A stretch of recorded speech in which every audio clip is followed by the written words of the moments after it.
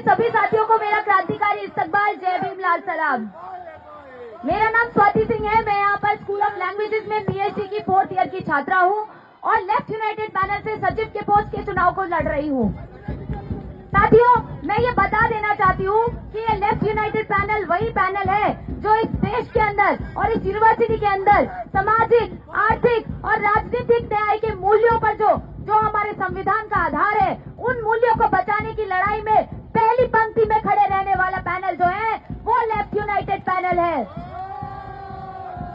साथियों, मैं बोलना चाहूंगी कि पिछले 10 सालों से इस यूनिवर्सिटी पे जिस तरीके का अटैक है, आज वो समय है कि उस अटैक को लड़ा जाए और जितनी एंटी स्टूडेंट पॉलिसीज जो है हम पर डाली गई है, उन सबको जो है वापस जो है उसी सीटों से जो है भगाया जाए। हमें बोलना पड़ेगा कि जो हमारा पिछला वाइस चांसलर है और जो हमारी ये वाइस चांसलर है जो बोलती है कि मैं प्रथम महिला वाइस चांसलर हूँ, किस तरीके से जो है इस यूनिवर्सिटी के अंदर जेंडर डिप्राइवेशन पॉइंट को खत्म करते हैं और उसका जो है उसका रिजल्ट ये होता है कि इस यूनिवर्सिटी के अंदर 52% से जो है घटकर महिलाओं की संख्या जो है 47% हो जाती है और ये बेहद शर्मनाक बात है। मैं ये बोलना चाहूंगी कि ये डिप्राइवेशन पॉइंट जो हटाया गया, इसके साथ साथ जो है एक साझी विरासत से लड़ी हुई एक लड़ाई जीएस कैश जैसी एक इंस्टीट्यूशन जो है हमारे बीच से जो है 2017 से हटा दिया गया। ये एक मॉडल इंस्टीट्यूशन था जो इस कैंपस के अंदर केवल जो है रीएड्रेसल का काम नहीं करता था, ये यहाँ पर जो है जेंडर सेंसिटाइजेशन का काम करता था और ऐसी एक बॉडी को हमको जो है छीन लिया गया, एक डेमोक्रेटिक बॉडी को हमसे छीन कर जो है यहाँ पर पपेट आईसीसी को बिठा दिया गया। जब इस आईसीसी में आप जाएंगे कंप्लेन करने के लिए, एक बार मैं बतौर विटनेस इस आईसीसी के अंदर गई थी, मुझसे ये बोला गया कि आपको पता नहीं है कि किस तरीके के कपड़े पहनकर जो है आपको जो है मीटिंग में आना चाहिए। और मैं ये बोलना चाहूंगी कि इस पपेट आईसीसी को जो है यहाँ से भगाने की जरूरत है। अगर हमारा लेफ्ट लेट जेएनयू आता है तो हम आईसीसी के रिफॉर्मेशन की डिमांड करेंगे और जीएस कैश के रिस्टोरेशन की बात करेंगे, तब जाकर इस कैंपस के अंदर जेंडर जस्टिस इंश्योर होगा। हमें क्या बात करनी पड़ेगी कि जेंडर डिप्राइवेशन पॉइंट जो खत्म किया जा रहा है वो न केवल जो है साइंस स्कूल्स को मिले, न केवल जो है सोशल साइंसेज के स्कूल्स को मिले, बल्कि इंजीनियरिंग से एमबीए तक जो है जेंडर रेशियो को जो है बराबरी से इंश्योर करना पड़ेगा इस कैंपस के अंदर। जब हम सामाजिक न्याय की बात करते हैं तो हम देखते हैं कि इस कैंपस के अंदर जो है इक्वल अपॉर्चुनिटी ऑफिस को जो है कितना कमजोर कर दिया गया है। यही वो यूनिवर्सिटी है जिसके अंदर जो है 100% वाइवा वोसे को जो है पुश किया गया था इस प्रशासन के द्वारा। किस तरीके से 1%, 1 मार्क्स, 2 मार्क्स देके वाइवा वोसे में डिस्क्रिमिनेशन किया जाता है और हाशिए पर के तबकों को जो है यूनिवर्सिटी से बाहर फेंकने की कोशिश की जाती है। इन सभी कोशिशों के खिलाफ जो है आने वाले समय में हमें लड़ना पड़ेगा और ये बोलना पड़ेगा कि नाफे वर्मा जो है दाफे की कमेटी की जो रिकमेंडेशन है, उस कमेटी के जो रिकमेंडेशन है उसको लागू करना पड़ेगा इस यूनिवर्सिटी के अंदर। इक्वल अपॉर्चुनिटी सेल को लाना पड़ेगा इस यूनिवर्सिटी के अंदर और जो सोशल जस्टिस का डिमांड है, तमाम तरीके के डिस्क्रिमिनेशन को इस कैंपस से जो है वो बाहर निकालकर उखाड़ कर फेंकना पड़ेगा।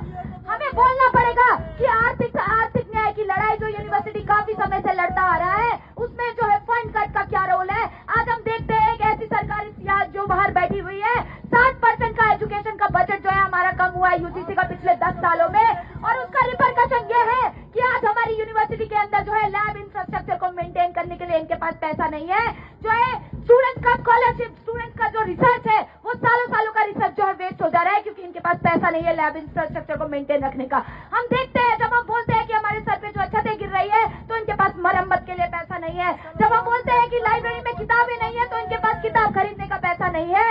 लेकिन ये बोलना पड़ेगा कि बैकडोर से किस तरीके से हैफा लोन को लेकर इस कैंपस के अंदर जो है प्राइवेटाइजेशन के मॉडल को इम्प्लीमेंट करने का पूरा फॉर्मूला रेडी है। आने वाले समय में बोलना पड़ेगा कि आने वाले समय में जिस तरीके से जेएनयू ने 2019 में एक फॉर्मूला इनको दिया था, वो फी हाइक के खिलाफ लड़ने का फॉर्मूला था, एक सस्ती शिक्षा का फॉर्मूला था, सस्ती शिक्षा सबका अधिकार का फॉर्मूला था। वही फॉर्मूला हम आने वाले समय में इस प्रशासन को वापस से देंगे और हमारी सस्ती शिक्षा का अधिकार जो 283 का मॉडल है, न केवल इस यूनिवर्सिटी में बल्कि बाहर की सारी यूनिवर्सिटी में भी लागू करने का मॉडल जो है हम आने वाले समय में इस प्रशासन को देने वाले हैं। बोलना पड़ेगा कि आज इस यूनिवर्सिटी में जिस तरीके का अटैक है, हम देख रहे हैं कि जो इस यूनिवर्सिटी को जेएनयू बनाता है, जो बात कि यहाँ का छात्र आंदोलन जो कि एक साझी विरासत रखता है, उस आंदोलन को खत्म करने की किस तरीके से ये प्रशासन जो है कोशिश कर रहा है, किस तरीके से जो है यहाँ पर जो है एक्टिविस्ट के ऊपर, स्टूडेंट्स के ऊपर जो है हजारों रुपए का फाइन लगाया जाता है, उनके ऊपर इंक्वायरी की जाती है। की जो आजादी है, हमारी सोचने की जो आजादी है, हमारी जो तर्क करने की आजादी है, उसको खत्म करने की कोशिश यहाँ पर की जाती है। लेकिन दूसरी ही तरफ ये अखिल भारतीय विद्यार्थी परिषद के लोगों को सारी गुंडागर्दी करने की छूट है। यहाँ पर किस तरीके से ये जो है नजीब को इस कैंपस से गायब करते हैं, किस तरीके से 5 जनवरी को जो है आरएसएस के गुंडों को बुलाकर इस कैंपस के छात्रों को पीटा जाता है, किस तरीके से स्कॉलरशिप डिपार्टमेंट में स्टूडेंट्स के स्कॉलरशिप के फॉर्म फाड़े जाते हैं, किस तरीके से 2017-2018 के इलेक्शन कमीशन के ऊपर तक ये अटैक करते हैं, फिर भी इनके खिलाफ कुछ नहीं होता। और दूसरी तरफ क्या होता है, इसका तो सादा उदाहरण मैं यहाँ पर बन के आपके सामने खड़ी हूँ। मैं बोलना चाहूंगी कि मैं गौरी लंकेश की आवाज हूँ। इस यूनिवर्सिटी का हर एक छात्र जो है वो गौरी लंकेश की आवाज है, वो दाभोलकर की आवाज है, वो पंसारे की आवाज है। जितना दबाओगे उतनी ही तेजी से तुम्हारे कानों में गूंजेगा। और इसीलिए ये भी बोलना पड़ेगा कि सिर्फ जेएनयू को बर्बाद करने की इनका मॉडल नहीं है, जेएनयू को रिस्ट्रक्चर करने का इनका मॉडल नहीं है। इस देश के अंदर भी इनको रिस्ट्रक्चरिंग का मॉडल चल रहा है। हम देख रहे हैं किस तरीके से कश्मीर के अंदर जो है 370 सेक्शन, जो 370 की धारा है, उसको हटा दिया जाता है, एब्रोगेशन किया जाता है। किस तरीके से हम देख रहे हैं सीए एनआरसी को लाकर जो है इस देश के दो समुदायों के बीच में फूट डालने की कोशिश की जाती है। हम देखते हैं कि जो पैलेस्टाइन में किस तरीके से जो है जीनोसाइडल जो है वो करने की कोशिश कर रहा है, एक अपार्थाइड रिजीम जो वहां का है। और आने वाले समय में जो जेएनयू का छात्र संघ होगा वो जो है इन सभी मुद्दों के खिलाफ जो है लड़ेगा और ये इंश्योर करेगा कि न केवल इस देश का बल्कि इस दुनिया का जो जितना भी डेमोक्रेटिक और प्रोग्रेसिव फोर्सेज है वो ये सारी लड़ाई जो है वो साथ में मिलकर लड़े।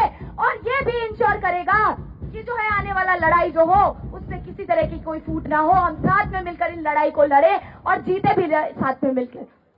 मैं ये बोलना चाहूंगी साथियों कि आज जो है ये लड़ाई केवल इस बात की नहीं है, हमें समझना पड़ेगा इनके गेम को। इनका गेम जो सांप्रदायिक उन्माद फैलाकर जो है लोगों को भटकाने का है। लेकिन असल मुद्दा तो ये है कि भाजपा सरकार डरती है। भाजपा सरकार डरती है कि अगर ये डेटा जो है जनता के सामने आ जाएगा कि आज इस देश के अंदर गरीबी किस लेवल पर बढ़ चुकी है, आज इस देश के अंदर 4 में से 1 युवा जो है वो बेरोजगार है, आज इस देश के अंदर जो है 40% ग्रेजुएट जो लोग हैं वो बेरोजगार है। असली बात तो इस मुद्दे को छुपाने की है। और इसीलिए आज इस देश के अंदर सांप्रदायिकता का जो है जहर वो स्टूडेंट्स के बीच में घोला जा रहा है, वो इस देश की जो है जनता के बीच में घोला जा रहा है। हम देख रहे हैं किस तरीके से इलेक्टोरल बॉन्ड्स का जो एक पूरा स्कैम जो है आज इस देश में जनता के सामने आया है। 16,000 करोड़ का स्कैम है, जिसमें से कि आज 6,000 से ज्यादा करोड़ का जो स्कैम है उसमें भाजपा का हाथ है।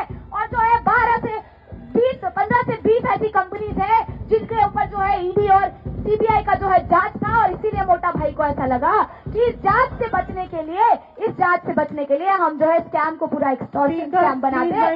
इस तरीके से जो है extortion. Speaker please wind up your speech. Speaker please wind up your speech. Speaker please wind up your speech, your time is over. Speaker, please wind up your speech. Your time is over.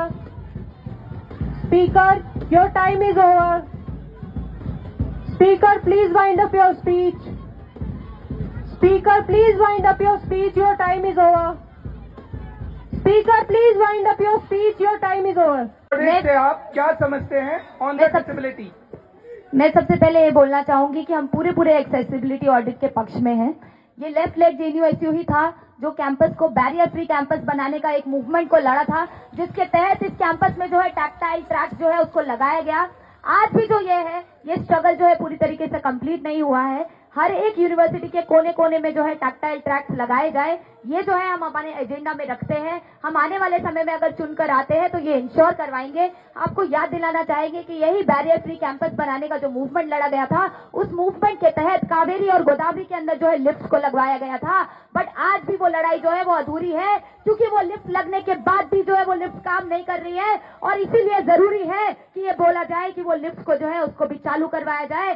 साथ में हर जगह Braille की script को जो है उसको लगवाया जाए। इस कैंपस के अंदर जो भी पीडब्ल्यूडी स्टूडेंट्स का मुद्दा है, जो भी विजुअली चैलेंज स्टूडेंट्स का मुद्दा है, जो भी डिसेबल्ड स्टूडेंट्स का मुद्दा है, चाहे वो फिजिकल डिसेबिलिटी हो चाहे वो इनविजिबल डिसेबिलिटी हो, हर एक उस मुद्दे पर जो है एक रिपोर्ट जो है उसको सामने लाकर पेश किया जाए और उस रिपोर्ट को पब्लिक किया जाए। एक्सेसिबिलिटी के मुद्दे पर जो है काम किया जाए और इक्वल अपॉर्चुनिटी सेल में जो है पीडब्ल्यूडी स्टूडेंट्स को रिप्रेजेंटेशन मिले। सीडीसी सेल में जो है पीडब्ल्यूडी स्टूडेंट्स को रिप्रेजेंटेशन मिले, इस जो है ट्रेंड के साथ हम लोग कोशिश करेंगे कि आने वाला जो यूनियन है उसमें जो है एक्सेसिबिलिटी का इशू जो है हम वो पुरजोर तरीके से उठाएं।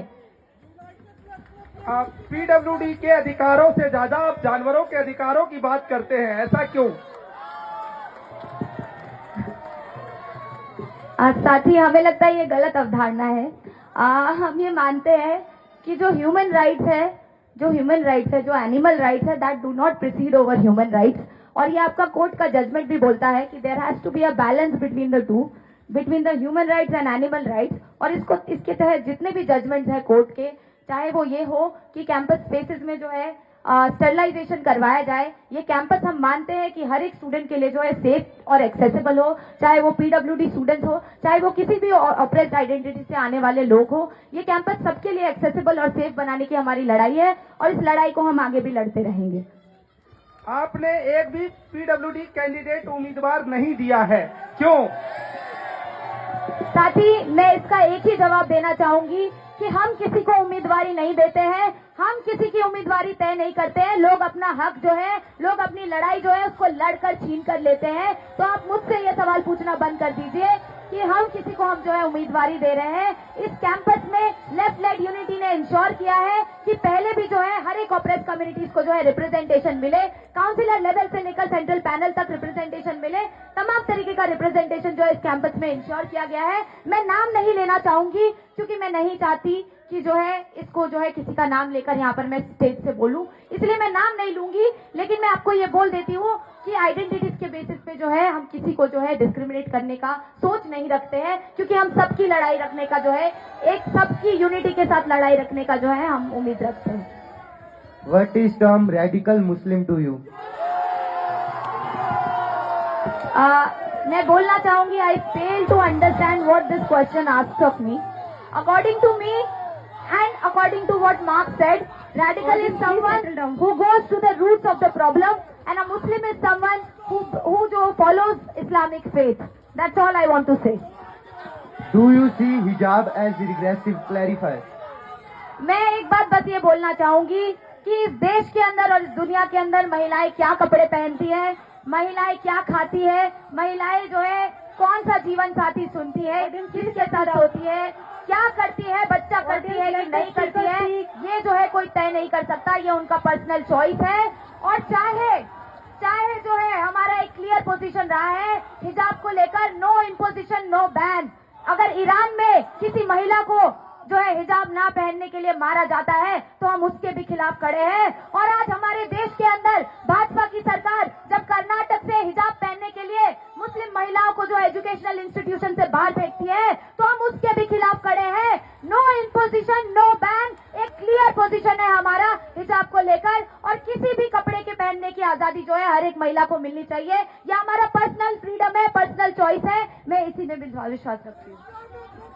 थोराट कमीशन व नफे कमेटी की रिपोर्ट के खिलाफ आपका कामरेड सुधांशु सिंह कोर्ट गया था, उसको लेकर आपका क्या स्टैंड है? क्योंकि यह वाइवा में दलित पिछड़ों के साथ होने वाले भेदभाव से संबंधित था।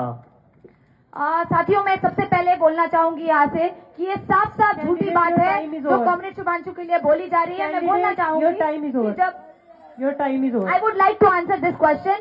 जब यूजीसी गैजेट का नोटिफिकेशन आया था तो उस नोटिफिकेशन के खिलाफ न केवल कॉमरेड शुभांशु बल्कि बहुत सारे जेएनयू के छात्र जो है यूजीसी गैजेट के नोटिफिकेशन के खिलाफ। Candidate, please wind up your speech. Candidate, your time is over.